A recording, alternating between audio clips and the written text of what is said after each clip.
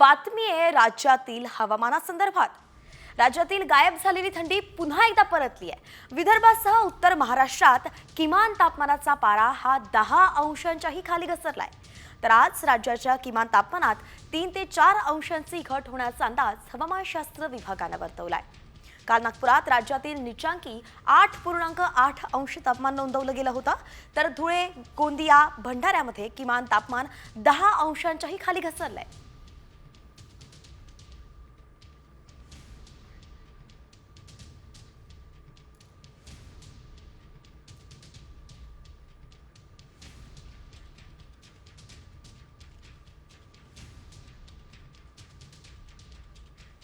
तर एकंदरीतच थंडी पुन्हा एकदा परतली आहे, म्हणून कुठे किती थंडी आहे जरा ग्राफिक्सच्या माध्यमातून आपण सविस्तरपणे पाहूयात।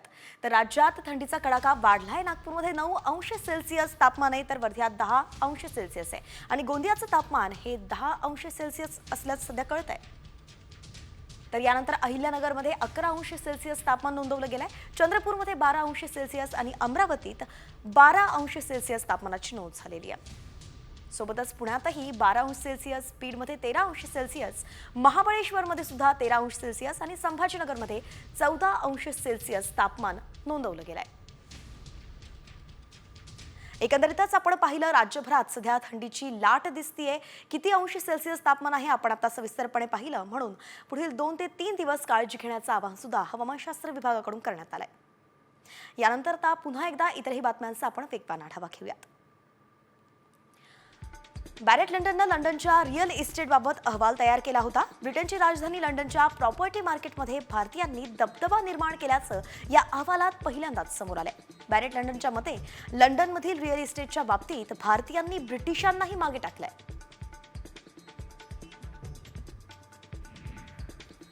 भारत लवकरच अमेरिकन कंपनीचा एक विशाल कम्युनिकेशन उपग्रह प्रक्षेपित करणार आहे, ज्याद्वारे थेट अंतराळातून मोबाईल फोनवरून कॉल करण्याची सुविधा मिळेल।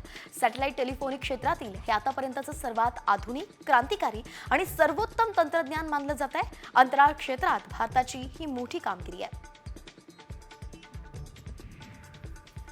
पुण्यश्लोक अहिल्यादेवी होळकर सोलापूर विद्यापीठाशी संलग्नित 114 उच्च महाविद्यालयांपैकी 68 उच्च महाविद्यालयांना पूर्णवेळ प्राचार्यच नाहीयेत। रोस्टर तपासणी आणि भरती बंद असल्यामुळे अशी अवस्था झाल्याचं विद्यापीठ आणि महाविद्यालयांकडून सांगण्यात आलंय।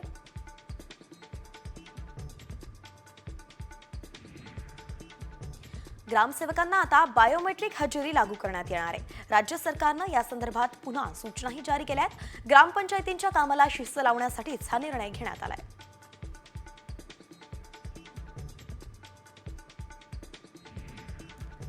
यवतमाळ जिल्ह्यात 113 शस्त्र परवान्यांचं नूतनीकरण करण्यात आलं नाहीये। या परवान्यांची चौकशी होणार आहे। आत्मसंरक्षणासाठी हे शस्त्र परवाने देण्यात आले होते। या शस्त्र परवान्यांची मुदत 31 डिसेंबरला संपली आहे। आगामी सिंहस्थ कुंभमेळ्याच्या पार्श्वभूमीवरती नाशिकची गोदावरी स्वच्छ करण्याचा मानस महापालिकेनं व्यक्त केलाय। गोदावरी नदीच्या प्रदूषण मुक्तीसाठी 1800 कोटी रुपये खर्च करून नव्यानं 9 STP प्लांट तयार करण्यात येणार आहेत। राज्याच्या मुख्य सचिवांसोबत झालेल्या बैठकीत हा महत्त्वाचा निर्णय घेण्यात आलाय। 26 जानेवारीला निमित्तच शालेय शिक्षण विभागानं शाळांना काही सूचना केल्या आहेत। ध्वजारोहणानंतर विद्यार्थ्यांनी राष्ट्रगीत गायन, राज्यगीत गायन, भारतीय राज्यघटनेच्या सरनाम्याचं वाचन, शाळेच्या परिसरात प्रभात फेरी काढावी, तसंच देशभक्तीपर गायन, वाचनासारख्या स्पर्धांचं आयोजनही करावं, अशा सूचना देण्यात आल्या आहेत। नागपूर विद्यापीठाने महाविद्यालयांना परीक्षेसाठी दिलेलं सामान खराब निघालंय। विद्यापीठ अधिसभेच्या बैठकीमध्ये हा मुद्दा गाजलाय आणि शिवाय परीक्षेआधी नवीन सामान न दिल्यास परीक्षेवरती बहिष्कार घालण्याचा इशाराही देण्यात आलाय।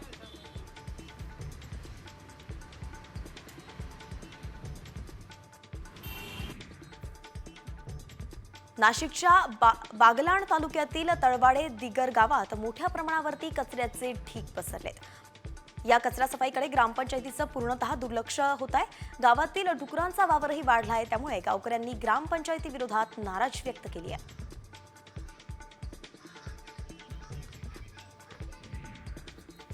कोकण रेल्वे मार्गावरील मुख्य स्थानक असलेल्या कुडाळ स्टेशनच्या परिसरात सध्या कचरा आणि घाणीचं साम्राज्य पसरलंय। रेल्वे स्टेशनवरील टी स्टॉल, कॅन्टीनमधून स्टेशन परिसरात कचरा फेकला जातोय। मात्र या कचऱ्याप्रश्नी कोकण रेल्वे प्रशासन हे सध्या उदासीनच दिसतंय।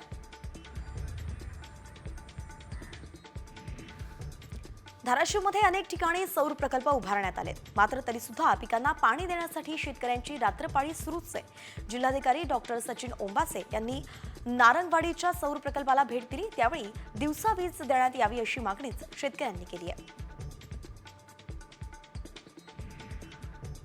महाड तालुक्यात तरडग्रस्त तळीये गावातील 7 वाड्यांना पाण्याची समस्या भेडसावते। तळीये गावासाठी वरंध धरणातून पाणी पुरवठा प्रस्तावित आहे, पण अद्याप सुद्धा त्याचं काम सुरू झालं नाहीये। योजना सुरू होत नाही तोपर्यंत शासनानं पाण्याचा पुरवठा करावा अशी मागणी ग्रामस्थ करतायत। बीड सरपंच हत्या प्रकरणातील मारेकऱ्यांना तात्काळ अटक करा या मागणीसाठी येत्या 7 तारखेला संपूर्ण लातूर जिल्ह्यात चक्काजाम आंदोलन करण्यात येणार आहे। सकाळी 10 ते 4 वाजेपर्यंत जिल्ह्यातील सर्वच प्रमुख रस्ते बंद ठेवले जाणार आहेत। सर्वपक्षीय नागरिक मंचच्या बैठकीत हा निर्णय घेण्यात आलाय। सोलापुरात ऊस बिल न मिळाल्यानं रयत क्रांती संघटना आक्रमक झाली आहे। कार्यालयात एकही अधिकारी नसल्यानं खुर्चीला हार घालून निषेध व्यक्त केला गेलाय। गाळप सुरू होऊन 1.5 महिन्यांचा कालावधी लोटला तरी बिल शेतकऱ्यांना मिळालं नाही असा आरोप होतोय। विदर्भात तुमसर मोहाडी कृषी उत्पन्न बाजार समितीत 2 दिवसांपासून व्यवहार ठप्प आहेत। माथाडी कामगार, हमाल, मापारी आणि टोपलेवाल्यांनी बाजार समितीच्या धोरणावरती बहिष्कार घातलाय। 2 दिवसांपासून आंदोलन पुकारलं आहे। बुलढाणा नगरपालिकेतर्फे गेल्या 3 ते 4 वर्षांपासून व्यायामशाळा बांधण्यात आली होती आणि त्याच ठिकाणी युवकांना व्यायाम करण्यासाठी जाण्यासाठी स्वतंत्र असा रस्ताच नाहीये। शाळेची भिंत ओलांडून त्यांना जावं लागतंय, म्हणूनच व्यायामशाळेला स्वतंत्र रस्ता देण्यात यावा या मागणीसाठी युवकांनी आंदोलन केलं।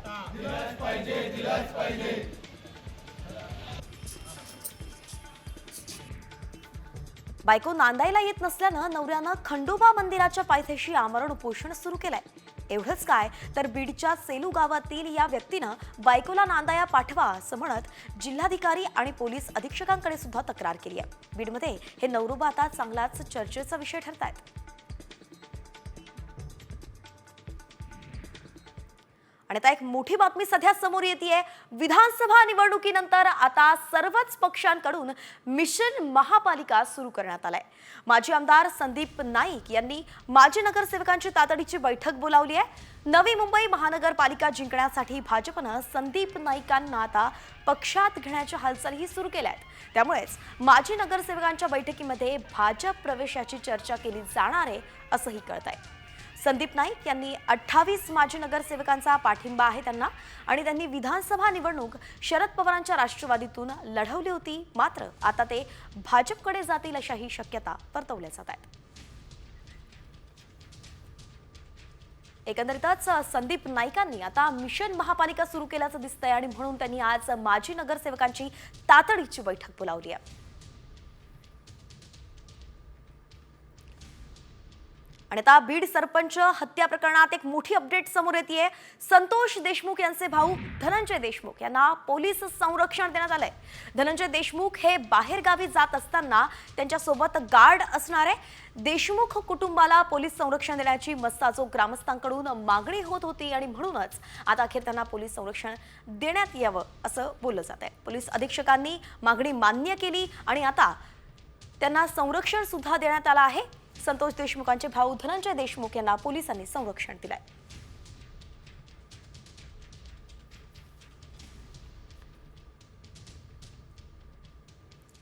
आणि यानंतर आता टॉप 50 कडे वळूयात आणि राज्यभरातील विविध बातम्यांचा वेगवान आढावा घेऊयात। यवतमाळ महावितरण करून वीज चोरी विरोधात धडक मोहीम हाती घेण्यात आली आहे। या मोहिमेसाठी 19 पथकही तैनात करण्यात आली आहेत। या मोहिमेअंतर्गत वीज सेवेत गुणात्मक सुधारणा करण्यासाठीच मीटरची तपासणीही केली जाणार आहे।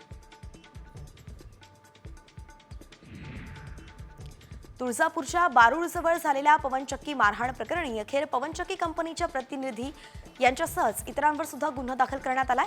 मारहाण करणाऱ्या गुंडांवरती कारवाई करण्यात यावी यासाठी ठोंबरे यांनी उपोषणही केलं होतं, त्यानंतर ही कारवाई केली गेली आहे। मुंबई ते सोलापूर वंदे भारत एक्सप्रेसवरती अज्ञातांकडून दगडफेक करण्यात आली आहे. दगडफेकीत एक्सप्रेसच्या C11 डब्याची काचही फुटली आहे. सुदैवाने यात कोणत्याही प्रवाशाला इजा झाली नाहीये. सोलापूर जिल्ह्यातील जेऊर जवळ ही घटना घडली आहे.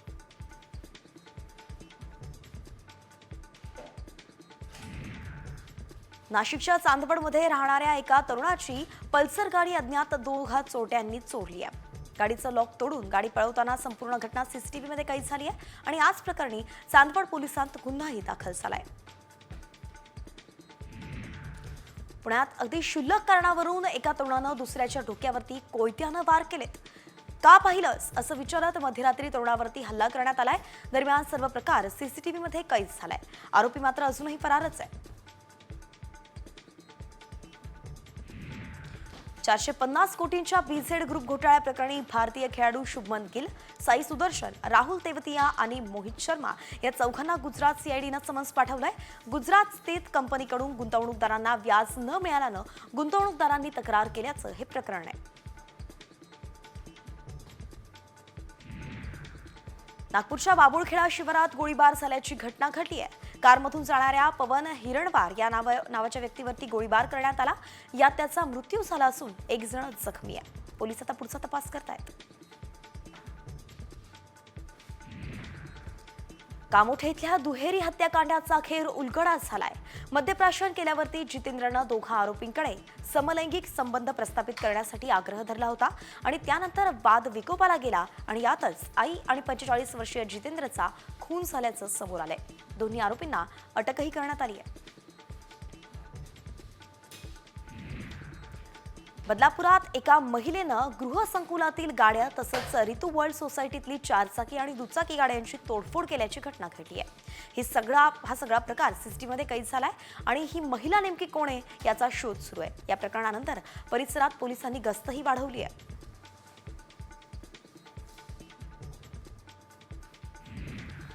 धुळ्यातील निजामपूर पोलीस स्टेशन इथल्या सुजलॉन कंपनीची कॉपर केबल चोरल्याचीच घटना घडली होती आणि या प्रकरणी पोलिसांनी तपास करत चौघांना अटक केली आहे. या चोरट्यांकडून 13,33,250 रुपयांचा मुद्देमाल हस्तगत केला गेलाय.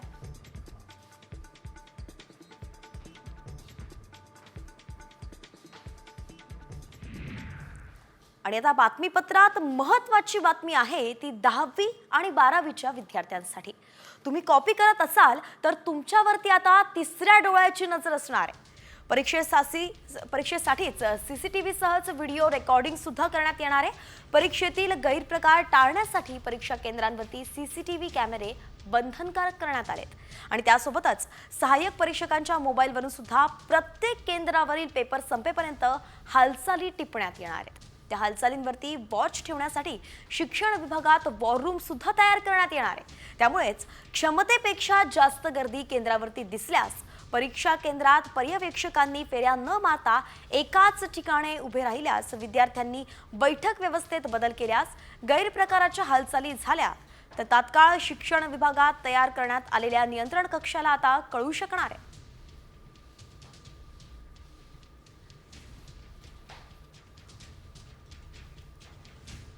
पुन्हा एकदा वळूया टॉप 50 कडे. उर्वरित बातम्यांचा वेगवान आढावा घेऊयात.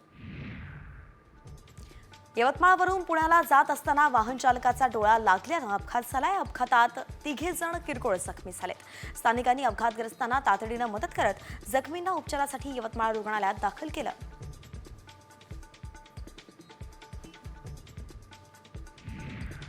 नाशिकच्या सिडको जवळ दुचाकीचा भीषण अपघात झालाय. अपघातात दुचाकी चालकाचा मृत्यू झालाय.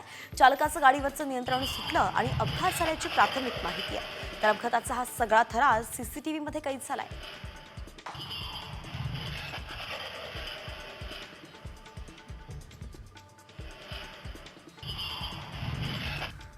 उल्हासनगरमध्ये भरधाव कारनं 3 वाहनांना धडक दिली आहे. या अपघातात सुदैवानं 4 वर्षाचा मुलगा वाचलाय आणि याच प्रकरणी स्थानिकांनी कार चालकाला पोलिसांच्या ताब्यातही दिलं.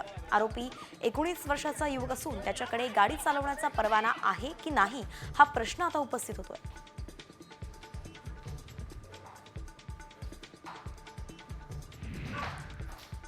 मुंबईतील धारावीमध्ये भीषण अपघात झालाय. एका टँकरचा धक्का लागल्यानं 6 कार थेट खाडीत पडल्या आहेत. सुदैवानं अपघातात कुठलीही दुखापत झाली नाहीये.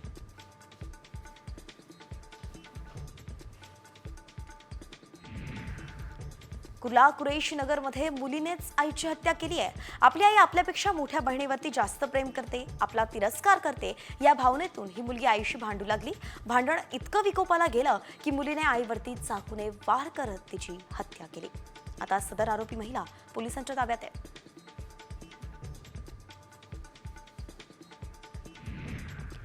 मुंबई गोवा महामार्गावरती वीर रेल्वे स्थानकाजवळ अपघात झालाय. डिझेल संपल्यानं रस्त्यातच बंद पडलेल्या स्कॉर्पिओ जीपला टोईंग व्हॅनची जोरदार धडक लागली आणि अपघात झाला.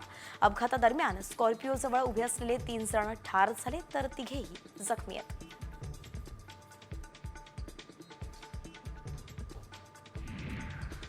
मुंबईमध्ये लोकलमधून पडून तरुणाचा मृत्यू झालाय. वडाळा रेल्वे स्टेशनजवळ ही घटना घडली आहे. मोहन घोलप असं 24 वर्षीय मृत तरुणाचं नाव आहे. तर कॉटन ग्रीनमधून कामावरून परतताना रुळावरील खांबाला धडकला आणि त्यातच या तरुणाचा मृत्यू झाला.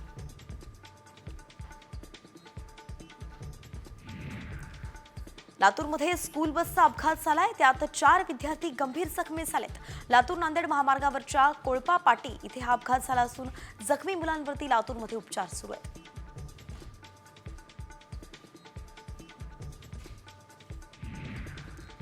जळगावच्या पाळधीत 2 गटात राडा झाला होता आणि याच प्रकरणी आता पोलिसांनी अनेक सीसीटीव्ही फुटेज जमा केलेत. हे फुटेज बघून जाळपोळ करणाऱ्यांचा शोध पोलीस घेत आहेत.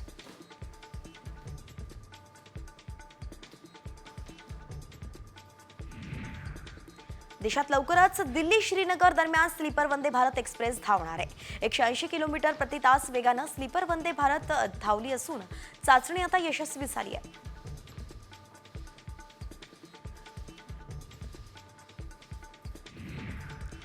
पश्चिम रेल्वेवरती नवीन वेळापत्रकाची अंमलबजावणी सुरू झाली असून प्रवाशांच्या सोयीसाठी 11 नवीन गाड्यांची सुरुवात करण्यात आली आहे. तसंच 3 गाड्यांचं सुपरफास्टमध्ये रूपांतर करण्यात आलंय. 8 गाड्यांचा विस्तार करण्यात आला असून पश्चिम रेल्वेनं गाड्यांच्या गतीत वाढ करून प्रवाशांच्या वेळेची मोठी बचत केली आहे. मध्य रेल्वेकडून रविवारी कामशेत ते तळेगाव दरम्यान विशेष पॉवर ब्लॉक घेण्यात येणार आहे. रविवारी सकाळी 11:05 ते दुपारी 3:35 वाजेपर्यंत हा ब्लॉक असणार आहे. यावेळी 6 एक्सप्रेस गाड्या उशिरानं धावतील तर 5 लोकल रद्द करण्यात आल्या आहेत.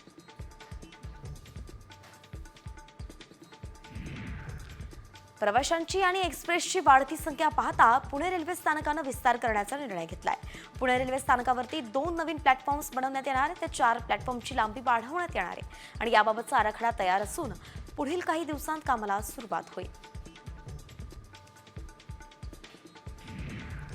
पुणे लोणावळा मार्गावरील कामशेत तळेगाव दरम्यान पुलाच्या कामानिमित्त विशेष पॉवर ब्लॉक घेण्यात येणार आहे. 5 जानेवारीला हा विशेष ब्लॉक घेतला जाईल. सकाळी 11:05 ते दुपारी 3:35 हा ब्लॉक असेल. प्रवाशांना निश्चित ठिकाणी वेळेवरती पोहोचवण्यासाठी रिक्षाला प्राधान्य दिलं जातं. पण पुण्यात काही रिक्षा चालक मीटरमधील वायरमध्ये खोडसाळपणा करून मीटरचं स्पीड वाढवत आहेत. त्यामुळेच 50 रुपयांच्या प्रवासासाठी आता 70 ते 80 रुपये मोजावे लागत आहेत.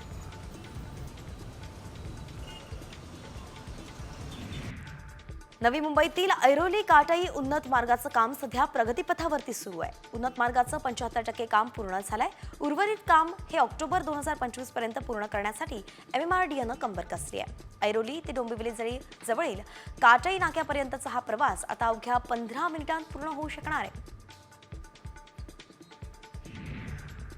उत्तराखंड सरकार आणि ITBP यांच्यात सामंजस्य करार झाल्यानं आता आदी कैलास आणि ओम पर्वत या ठिकाणांपर्यंत पोहोचणं सोपं होणार आहे. करारावरती उत्तराखंड पर्यटन विकास महामंडळ आणि ITBPच्या अधिकाऱ्यांनी स्वाक्षऱ्या केल्या आहेत.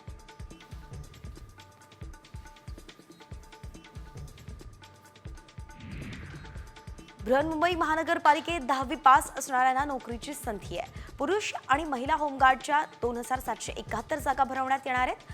या भरती संदर्भातील जाहिरात प्रसिद्ध झाली असून 10 जानेवारीपर्यंत अर्ज करता येईल. सविस्तर जाहिरात महापालिकेच्या अधिकृत संकेतस्थळावरती उपलब्ध आहे.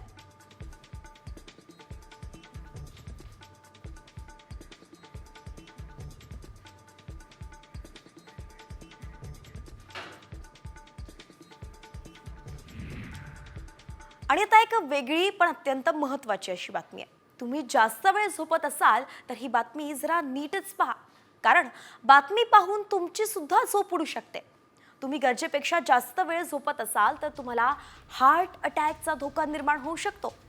हो, असा दावा करण्यात आलेला आहे. मात्र यामागचं सत्य काय आहे त्यासाठीच हा स्पेशल रिपोर्ट पाहूयात.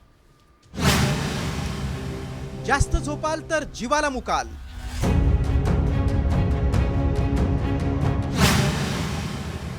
जास्त झोपेमुळे हार्ट अटॅकचा धोका.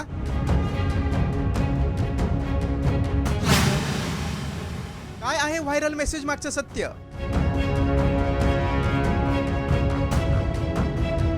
आता हा दावा ऐकून तुमचीही झोप उडालीच असेल, कारण जास्त वेळ झोपल्यानं हार्ट अटॅक येऊ शकतो असा दावा करण्यात आलाय. हा दावा केल्यामुळे अनेकांच्या मनात भीती निर्माण झाली आहे, कारण बरेच जण वेळ मिळेल तेव्हा झोप पूर्ण करत असतात. कोणी प्रवासात झोपतो तर कोणी फावल्या वेळेत झोप काढतो. मात्र झोपेबद्दल काय दावा केलाय ते आधी पाहूया. तुम्ही जास्त वेळ झोपत असाल तर हार्ट अटॅकचा धोका निर्माण होऊ शकतो. इतकंच नव्हे तर मेंदूवरही परिणाम होऊ शकतो. जास्त झोप घेणाऱ्या 35,000 व्यक्तींवर संशोधन करण्यात आले. त्यामध्ये बऱ्याच व्यक्तींना मेंदू हार्टचा त्रास असल्याचं जाणवलं. हा मेसेज व्हायरल झाल्यानं आमच्या व्हायरल सत्य टीमनं रिसर्च केला. झोपेचे फायदे आणि तोटेही आढळले. त्यामुळे तोटे काय आहेत याची माहिती डॉक्टरांकडून जाणून घेतली. त्यावेळी त्यांनी काय सांगितलं ऐका. जर 10 तासापेक्षा तुम्ही जर जास्त हेवी त्या प्रमाणात काम नाही करत असेल आणि तुम्ही झोपत असाल, डेफिनेटली आरोग्यावर परिणाम होणार आहे. जे लोक जास्त गोरतात, आपल्याकडे समज आहे की ते एकदम खूप चांगले झोपतात, पण हे सगळ्यात मोठा गैरसमज आहे. एक तो हृदयावर, किडनीवर, नंतर पँक्रियाजवर आणि नंतर नाही का थायरॉइड ग्लँड्स, मेंदूवर होतो आणि त्याचा डायरेक्ट इनडायरेक्टली नंतर लॉंग टर्म हृदयाच्या आजारांसाठी धोका बळगवतो. त्यामुळे आमच्या पडताळणीत काय सत्य समोर आलं पाहूयात. 10 तासांपेक्षा जास्त वेळ झोपल्यानं आरोग्याच्या समस्या निर्माण होऊ शकतात. जास्त वेळ झोपल्यानं मेंदू आणि हृदयाच्या आजारांचा धोका निर्माण होऊ शकतो. जास्त झोपेमुळे हार्मोन्समध्ये बदल होऊन त्याचे दुष्परिणाम होतात. दिवसा झोप घेतल्यानं हार्मोन्स इम्बॅलन्स आणि हार्मोनल सायकल अनियंत्रित होते. जास्त झोपेमुळे मेंदू आणि हृदयावर परिणाम होतो असं डॉक्टरांचं म्हणणं आहे. त्यामुळे अति झोपही चांगली नाही. 13 वर्षांपर्यंतच्या मुलांना 11 तास झोप गरजेची आहे, तर 13 वर्षांपुढील सर्वांना सरासरी 7 ते 9 तास झोप पुरेशी होते. त्यामुळे जास्त वेळ झोपू नका. जास्त झोप येत असल्यास डॉक्टरांचा सल्ला घ्या. ब्युरो रिपोर्ट, साम टीव्ही.